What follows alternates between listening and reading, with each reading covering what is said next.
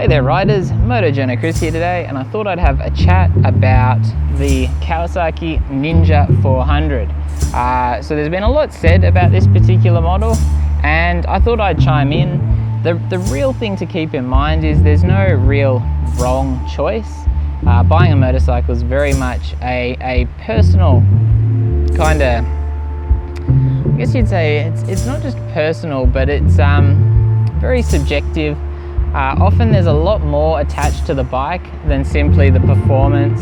Now, when it comes to the Ninja 400, essentially what they did is they increased the capacity from a 300 to a 400, and there's a little bit of a performance gain as far as horsepower. The biggest difference you notice on this particular machine is it has a lot more mid-range torque.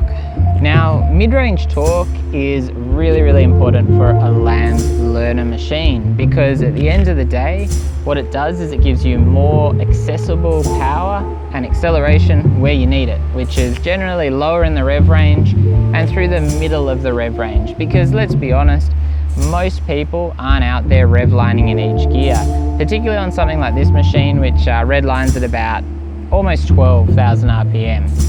And you don't want to have to ride a motorcycle like that on the road. It's just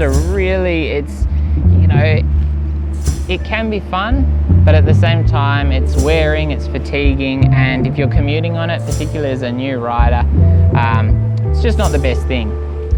Now, the parallel twin power plant, it's an easy engine to learn on. It tends to be somewhere in between a single and a 4 as far as kind of that engine characteristic in most of these machines. So they rev quite well, nice and responsive.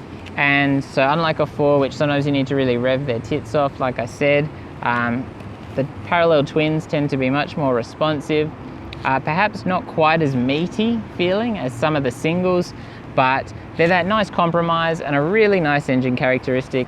Talking about the Ninja 400 specifically, obviously there are some specs which seem quite basic, but at the end of the day, that's simply a case of kind of comparing a learner bike to the full capacity machines, which are able to just have a lot more technology and a lot more performance on them, and in that regard they need much higher spec brakes and suspension and things like that.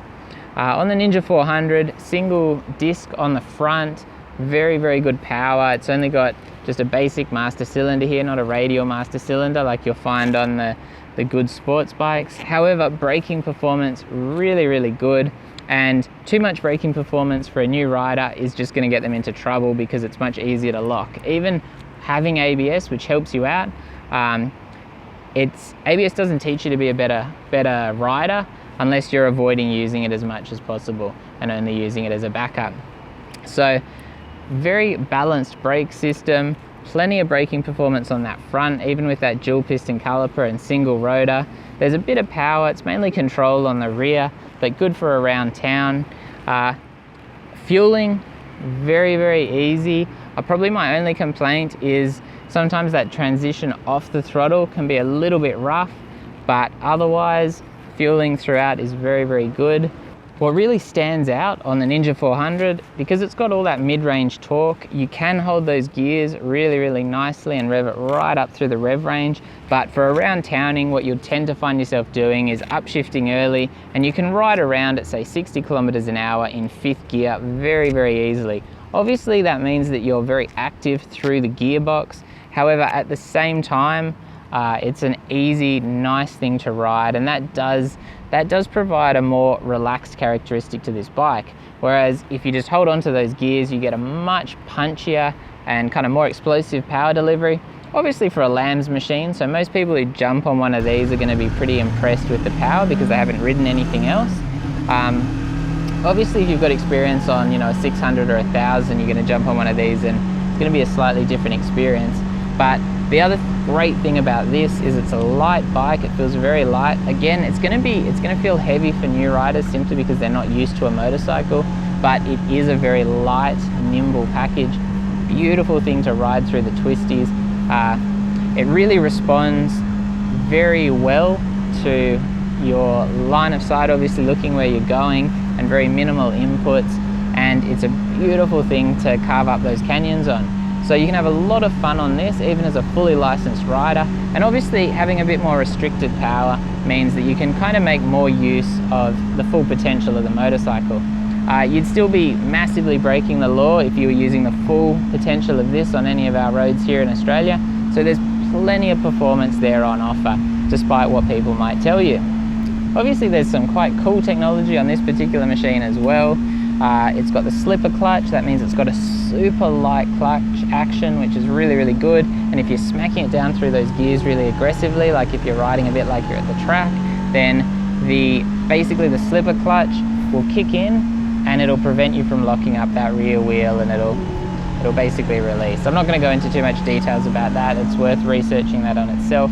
To me, I think slipper clutch is a real quality of life addition to most motorcycles. And it's a really, really fun thing to play around with, so that you really knock it down through those gears and really take advantage of it, particularly if you've got something better than the stock exhaust on it, which I don't at the moment, but that is a future plan once I can figure out what one I'd like, because I don't want something too loud, because the wife's mainly riding this particular machine and I need her to be happy with it. And also I don't want it to be getting too much attention from the police, obviously. It's just too much hassle, to be honest. As far as suspension, it's quite basic on this machine, but it's a good all-rounded system. It's fun through the sporty sections. It's probably a little bit stiff for around towning if you've got really terrible roads like we do here in Sydney. So the really rough sections, you do feel it, and obviously things like speed bumps and stuff are very, very rough. But overall, I reckon the suspension is very well suited for a range of uses, and most people are going to be happy on this, as long as they're, you know, within a reasonable weight range of kind of what was intended for this bike. I'm about 70 kilos, and I'm often also riding around with an extra 15 kilos of kit strapped to my back. And if I've got the missus on the back, I have to say, even then, with that little bit of extra stroke taken out of that rear shock, that actually improves it from a comfort perspective, while obviously it's just a nice thing to ride through the twisties and generally around town as a single rider with no pillion on the back. I think I'm averaging about 25 kilometers per litre, which, while not insane, it's not like small capacity scooter mileage, it's still very, very good. And overall, I just think this is a great option for new riders. What it probably really comes down to me, is obviously this bike looks beautiful. I love it in the KRT colors. I think that's very racy. I love the sports bike look of it. Even though the ergonomics are quite relaxed, it's got quite a small triangle between the bars, the pegs and the seat. It's quite a minuscule bike in that regard. And what that does mean is, for me at 180 centimeters, I'm not actually cramped on this bike, but it does feel small and it's very easy to handle. It's very easy to get a foot down, get both feet down. Obviously, like I said, I'm 180 centimeters. So if you're much, much shorter, it's going to be a little bit more of a challenge, but it's got a nice low seat height. It's very thin through this section here, which means it's easy to get your feet down. So not only is the seat height low, but it's very thin, and there's no added girth through this section of the bike, which can actually make it much harder to get your feet down. So very well designed by Kawasaki in that regard. Like I said, it's got quite an upright seating position. You can obviously crouch down for the more sporty riding, but first and foremost, it's designed as a new learner motorcycle, then with lots of potential to carry people through a number of years of riding. And I guess the big benefit to me, apart from obviously having, you know, a 400cc and having a bit of bragging rights about that compared to most of the other learner legal motorcycles in the 300 to 400 category, great mid-range torque. It is almost, I think it's right up there on that power to weight limit that we have here in Australia, so you can't really get that much more performance than one of these machines. Also, one of the big benefits, I think, to buying a Ninja 400 now while they're still new is, even though they're a popular machine, because there's not a whole heap of them on the market secondhand, and there probably won't be for a number of years, these are going to hold their value quite well. But like I was saying, I think just at the end of the day, it's a really exceptional motorcycle I can have fun on it as a fully licensed rider. Obviously there are times when I like jumping on my 600, but realistically speaking, I can do everything on the 600 that I dare do on this little 400 Ninja. And it is fun and it's easy to ride, and through the twisties and, you know, for the daily commute, it's an exceptional thing, and it does a better job for the daily commute than my 600 because it's just an easier thing to manage and a little bit more forgiving. Obviously it's only got 1/3 of the power, but that's actually an advantage for the commute, I have to say. It's definitely a motorcycle I recommend having a look at in the lambs category. Obviously it's a little bit more expensive than some of the other motorcycles that fill a similar kind of niche, but I do think there are advantages that justify that cost. Some that you'll directly see, some as far as resale, and at the end of the day, I don't think anyone would be disappointed buying this motorcycle.